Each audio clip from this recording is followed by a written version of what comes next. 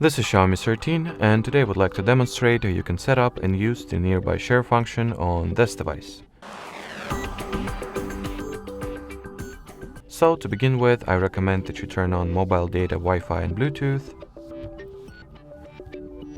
Then among the control panel controls or shortcuts, find the one that says nearby share, then open it by touch and holding at its icon.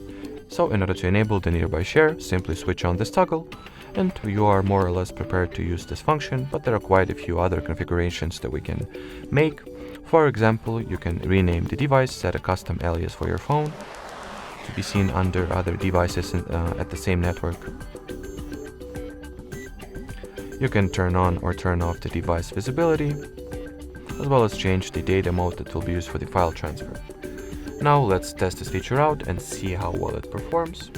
So I happen to have another device on my hands, so I will try to take a screenshot and share it through the nearby share.